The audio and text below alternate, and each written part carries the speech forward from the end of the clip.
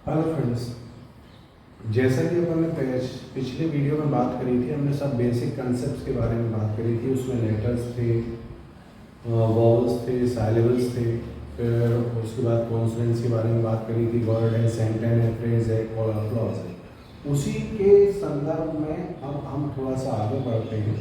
मैंने पहले बता दिया आपको from the beginning till the advance and. ठीक है, चलिए नेक्स्ट टॉपिक आज का जो हमारा है वो है सेंटेंस। तो अगर हम सेंटेंस की बात करें, जैसे हमने पहले भी कर चुके हैं, तो सेंटेंस है क्या?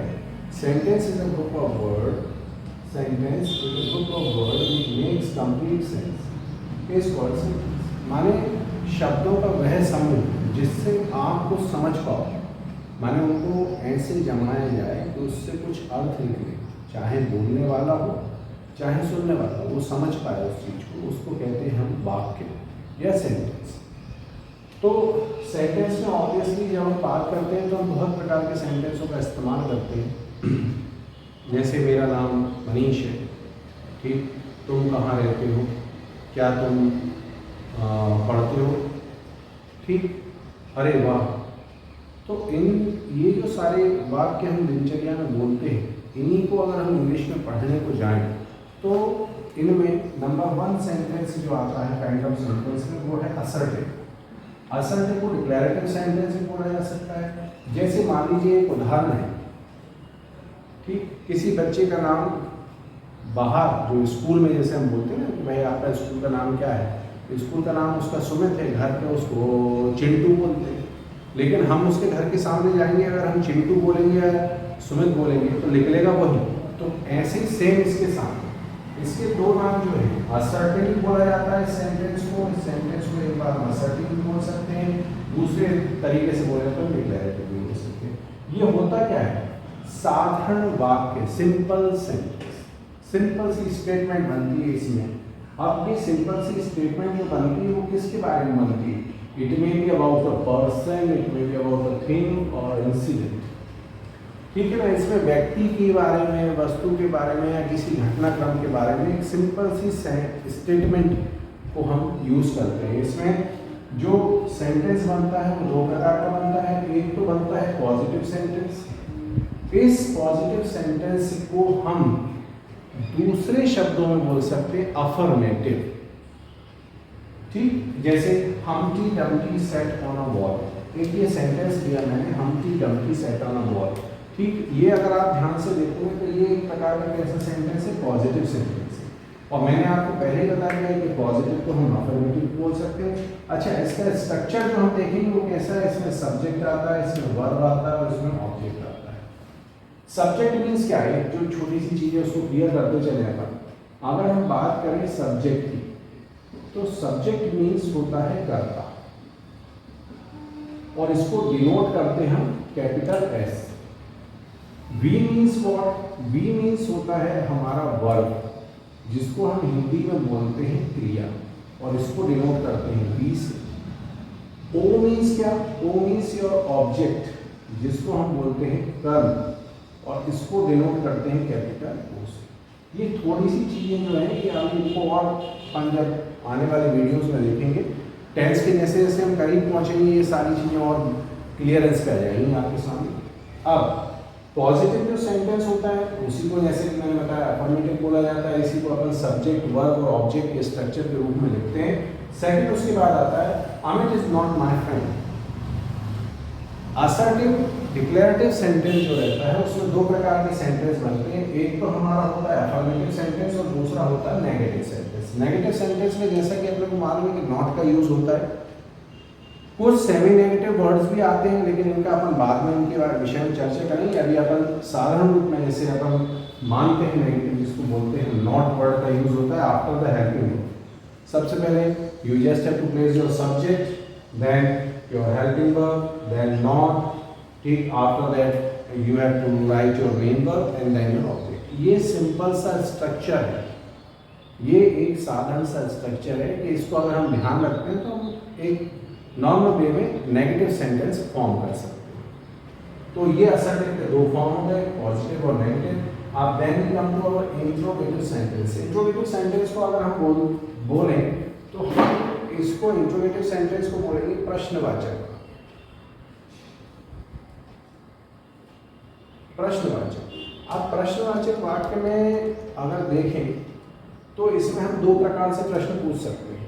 एक तो जब हम हेल्पिंग वर्ब को हमारी आगे रख दें, कोई भी हेल्पिंग वर्ब मीन्स क्या होता है?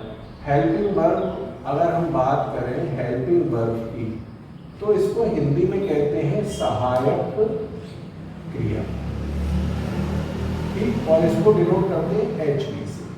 तो हेल्पिंग वर्ब की जैसे अगर हम बात करें तो सबसे पहले हेल्पिंग वर्ब, इसका स्ट्रक्चर जो बनेगा वो बहुत सिंपल सा रहता है। इसमें सबसे पहले हम हेल्पिंग वर्ब लिखते हैं, उसके बाद सब्जेक्ट लिखते हैं, सब्जेक्ट के बाद main verb and then your object. एक छोटा सा एग्जांपल है इसके लिए, इज ही कमिंग टुडे। तो यहाँ पे देखें आपने हेल्पिंग वर्ब आपने आगे रखी इज, सबसे लास्ट में क्वेश्चन मार्क लिखा, that represent question mark represent what means your प्रश्नवाचक सेंटेंस, या जिसको बोलते हैं अपन इंटरोगेटिव सेंटेंस। नाउ एक और सेंटेंस इसमें बनता है, इसमें हम क्वेश्चन वर्ड से सेंटेंस को शुरू करते हैं, व्हिच, वेयर, व्हेन, हाउ, ये सारे जो क्वेश्चन वर्ड है उससे अगर हम सेंटेंस को शुरू करते हैं, जैसे हु इज कमिंग टुडे, आज कौन आ रहा है, मैं आ रहा हूँ, तुम आ रहे हो, वो आ रहे हैं, कौन आ रहा है। तो इसमें याद रखना आप लोग, जब कभी भी हम हु से सेंटेंस को शुरू करते हैं क्वेश्चन वर्ड सेंटेंस को, तो इसमें बेसिकली हम सब्जेक्ट को हटाकर बात करते हैं सेंटेंस में, क्योंकि सब्जेक्ट इसका आंसर होता है। तो यहाँ पे लेंगे हम, तो इसमें सबसे पहले हम क्वेश्चन वर्ड लिखते हैं, whatever question word you are taking, फिर उसके बाद आपकी helping verb according to their tense, then your main verb, then your object. तो इस प्रकार से हम अगर देखें तो अभी हम इंट्रोगेटिव सेंटेंस में दो प्रकार के सेंटेंस बनाते हैं, हेल्पिंग वर्ब से स्टार्ट होने वाले और क्वेश्चन वर्ड से स्टार्ट होने वाले, ये दोनों के स्ट्रक्चर हैं। चलिए अभी जैसा कि अपन ने देख लिया कि हमने असर्टिव पढ़ा, डिक्लेरेटिव सेंटेंस, दोनों का मतलब एक ही है।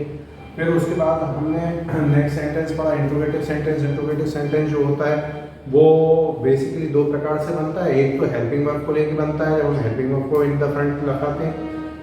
दूसरा जो तरीका है उसमें अपन क्वेश्चन वर्ड को सबसे आगे रखते हैं। फॉर्मेशन मतलब कि स्ट्रक्चर जो है वो मैंने ऑलरेडी आपको बता चुका हूँ। अब नेक्स्ट जो थर्ड सेंटेंस है वो इम्पेरेटिव सेंटेंस है हमारा। इम्पेरेटिव सेंटेंस में हम किसी को भी कोई भी कमांड देते हैं या कोई भी रिक्वेस्ट करते हैं, मतलब ये कमांड दे दिया भाई बी क्वाइट, कमांड, फिर फॉरगिव अस, हमें क्षमा कर दो, ठीक। तो इस टाइप के जो सेंटेंस रहते हैं उनको हम इम्पेरेटिव सेंटेंस बोलते हैं। किस टाइप के सेंटेंस बोलते हैं? इम्पेरेटिव सेंटेंस बोलते हैं। और इम्पेरेटिव सेंटेंस में अगर थोड़ी सी देखने वाली बात यहाँ पे ये आती है कि यहाँ पे कहीं ना कहीं जो सब्जेक्ट है वो हमारे लिए अंडरस्टूड रहता है।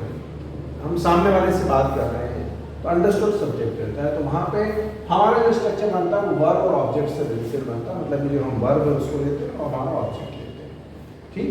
ये हो रहा था हमारा imperative sentence. Now the fourth and last but not the least exclamatory sentence. Strong feeling बताते हैं आप अपनी, बहुत प्रबल भावनाएं जो समझाते हैं आप, इमोशंस बताते हैं आप, अपना सरप्राइज आश्चर्य को बताते हैं। और ये ऐसे सेंटेंस जो है वो एक्सक्लेमेशन मार्क के विषय में बता दूँ आपको कि एक सीधी डंडी रहती है और लास्ट में एक डॉट लगा रहता है, उसी के जस्ट नीचे, उसी के ऑपोजिट में एक डॉट, तो इसको कहते हैं मार्क ऑफ एक्सक्लेमेशन, ठीक। जैसे मैंने यहाँ पे दो सेंटेंस लिए, how very cold the night is, ठीक, रात कितनी ठंडी है, ऑफिस व्हाट अ शेम, ठीक। अब यहाँ पे अगर आप देखेंगे तो आपने देखा होगा कि यहाँ पे जैसे एक स्ट्रक्चर बना है, इसमें हमने व्हाट को लिया है, फिर हमारा नाउन लिया है, सब्जेक्ट लिया है, वर्ब लिया है, और एक सेंटेंस में जहाँ पे हम हाउ से बात कर रहे हैं वहाँ पे हमने सब्जेक्ट और वर्ब लिया, और लास्ट में बट इसकी सबसे बड़ी पहचान है एक्सक्लेमेशन मार्क।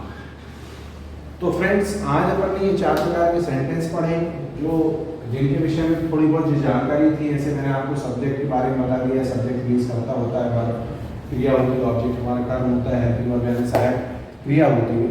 और उसी प्रकार से हमने असर्टिव के बारे में जानकारी ली कि असर्टिव सेंटेंस में सिंपल सेंटेंस होते हैं। हमारे इंट्रोगेटिव सेंटेंस दो प्रकार के बनते हैं, ये प्रश्नवाचक वाक्य होते हैं जो हेल्पिंग वर्ब से शुरू हो सकते हैं या क्वेश्चन मार्क से शुरू नहीं हो सकते हैं। इम्पेरेटिव सेंटेंस जहाँ पे हम कमांड दें, हम रिक्वेस्ट करें किसी से। जब हम सेंटेंस को प्रैक्टिस में लाएंगे, अभी आपको आपको इसके बाद प्रैक्टिस एक्सरसाइज में मिलेंगी, उसमें आपको और क्लियरेंस हो जाएगा। जब आप खुद अटेंड करते हो क्वेश्चन को, जब हम समस्याओं से जूझते हैं तो हम उनको समझने की कोशिश करते हैं, दिमाग को एकत्रित हमारी एक जगह पे करते हैं, कंसंट्रेशन बनाते हैं, तो हमको सारी चीज़ें की जो बात अभी कही गई है आपके सामने ये ऑटोमेटिक घूमती है और आप खुद सॉल्व करना चाहोगे उसको और कर भी लोगे, आसानी से करोगे। और फिर इम्पेरेटिव सेंटेंस के बाद हमारा एक्सप्लेनेटरी सेंटेंस आता है। इसमें स्ट्रॉन्ग फीलिंग्स दर्शाई जाती हैं, आपको सरप्राइज वाली जो स्थिति है वो है, इमोशंस, ये सारी चीज़ें दर्शाई जाती हैं। और इसमें सबसे बड़ी बात ये रहती है कि इसका एंड होता है मार्क ऑफ एक्सक्लेमेशन के द्वारा। तो फ्रेंड्स, आज हमने काइंड ऑफ सेंटेंसेस का वीडियो आपके सामने रखा है, उम्मीद है आपको पसंद आएगा। अगर पसंद आए तो लाइक करें, शेयर करें और सब्सक्राइब करें। और वन थिंग मोर कि जो भी चीज़ पढ़ाई जा रही है उसको आप रिपीटेशन जरूर करें। खुद के नोट्स, जैसे आपको नोट्स भी प्रोवाइड कराए जाएंगे PDF के फॉर्म में, मगर खुद भी बनाना सीखें, क्योंकि अधिकांश ऐसा देखा जाता है बच्चे लोग PDF के फॉर्म में नोट्स रखते हैं, सारी चीज़ें रखते हैं, मगर जो चीज़ हम हाथ से करते हैं ना, खुद लिखते हैं, खुद बनाते हैं, तो उसमें मेरा मानना ये है कि लगभग 20% तो देन दैट क्लियर होता है। ठीक, कोचिंगों में कई जगह देखा जाता है नोट्स दे दिए जाते हैं, प्रिंटेड नोट्स, बच्चे उसको बैग में रख लेते हैं, डस्टबिन में फेंका जाते हैं, लेकिन वो पढ़ते नहीं है। तो इसलिए कोशिश करें अपने नोट्स बनाने की, खुद भी प्रयास करें, आपको प्रोवाइड भी कराएंगे। Thank you.